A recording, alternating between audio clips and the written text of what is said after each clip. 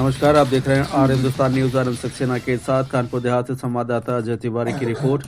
कानपुर देहात में बाबा साहब डॉक्टर भीमराव अंबेडकर के 70वें महापरिनिर्वाण दिवस पर एक भव्य कार्यक्रम आयोजित किया गया। यह आयोजन बैरी सवाई स्थित राम जानकी महाविद्यालय में पूर्व सांसद अनिल शुक्ल वारसी द्वारा किया गया, जिसमें बड़ी संख्या में लोग उपस्थित रहे। कार्यक्रम में बतौर मुख्य अतिथि पहुंची उत्तर प्रदेश सरकार की राज्य मंत्री प्रतिभा शुक्ला, जिन्होंने बाबा साहब के चित्र पर पुष्पांजलि अर्पित कर उन्हें भावभीनी श्रद्धांजलि दिया। इस दौरान पूरा परिसर जय भीम के नारों से गूंज उठा और माहौल पूरी तरह से सामाजिक समानता के संदेश से ओतप्रोत रहा।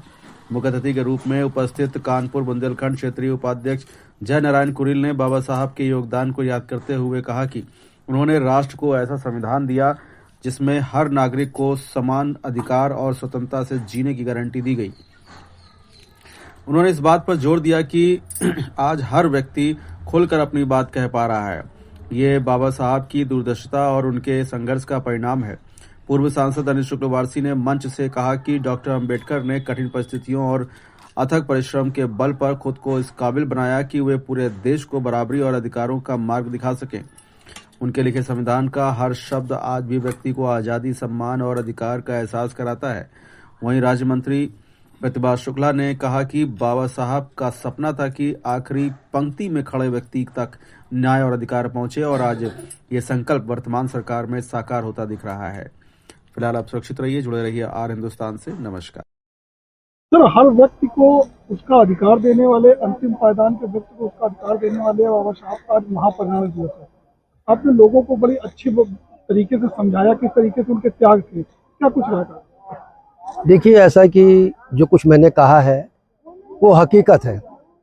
अगर डॉक्टर बाबा साहब अम्बेडकर ने भारत भूमि पर जन्म न लिया होता, योग्यता न प्राप्त करी होती, तो आज दबे कुचले, दीनहीन और अछूत कहे जाने वाले, गरीब कहे जाने वाले सभी समाज को, लोगों को जो बराबर का सम्मान मिला है वो डॉक्टर बाबा साहब अम्बेडकर के द्वारा बनाए गए कानून के द्वारा मिला है।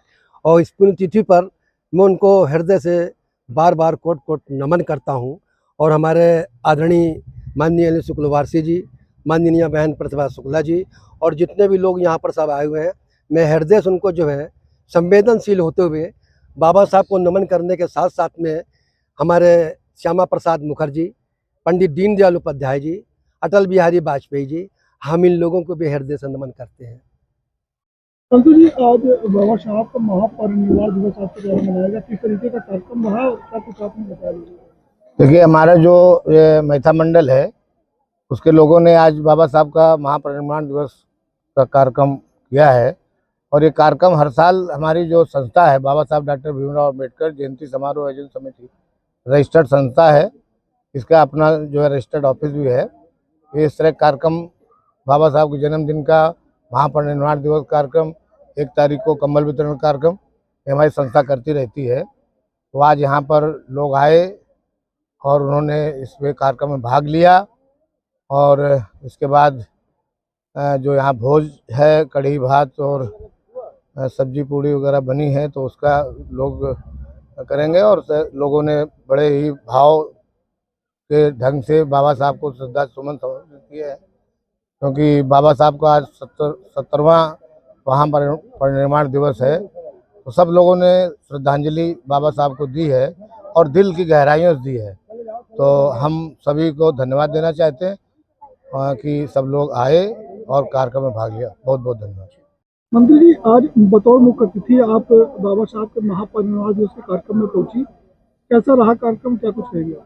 आज ये मैथा ब्लॉक में परिनिर्वाण दिवस बाबा साहब के जो मनाया गया पुण्यतिथि के अवसर पर सभी लोगों ने एक वोट का अधिकार देने वाले बाबा साहब को, महिलाओं को समान अधिकार देने वाले बाबा साहब को हृदय से श्रद्धांजलि अर्पित की।